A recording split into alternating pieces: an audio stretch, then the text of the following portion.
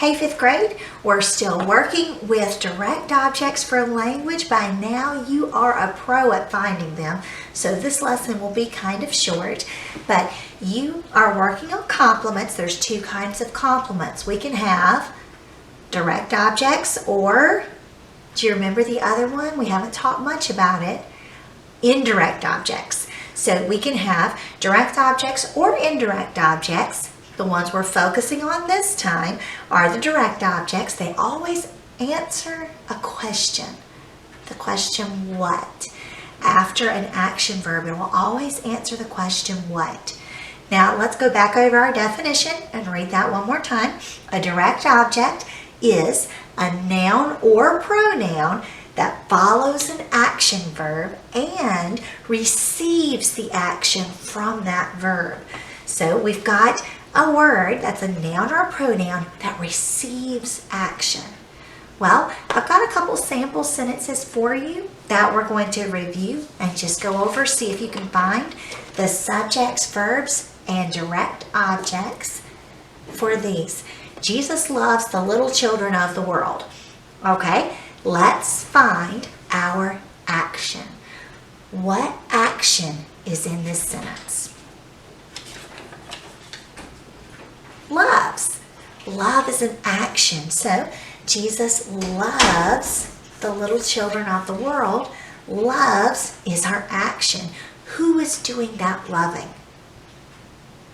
Jesus is. So he is the subject. So we'll put our subject right here with Jesus. Jesus loves the little children of the world. Now, we've got a really long rest of the sentence. Which part of this is actually our direct object?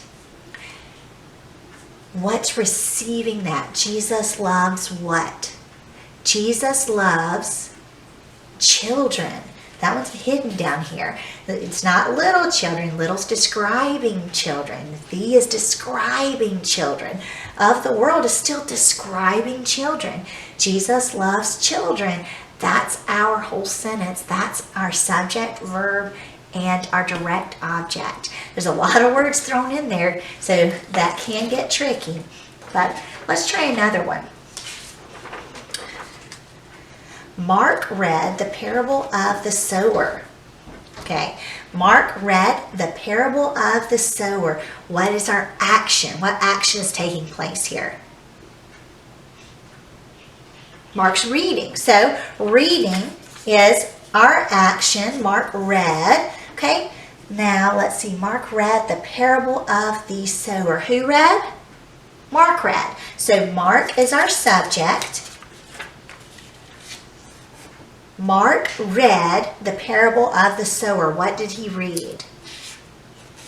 The parable. Parable is what he read. Mark read parable.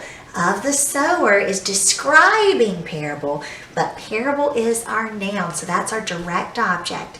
It's the noun that's receiving the action from our verb. So Mark read the parable of the sower. One more. I think you've got this by now.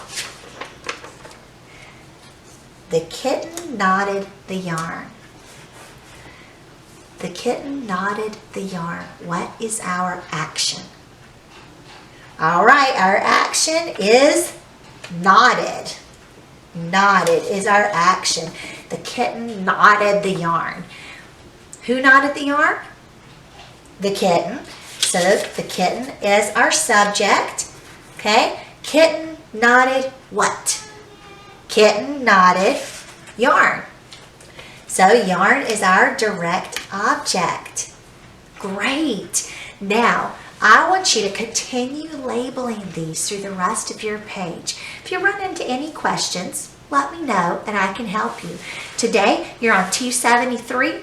So fill in the rest of these. You'll see these 3 sentences again on your paper. And I want you to continue on and see if you can label the subjects, the verbs, and the direct objects through the rest of your page. Take a picture of that, upload it to our Google Classroom, or send it to me in a message or an email and let me know so I can check your progress and see how you're doing. I think you've got this. Good luck!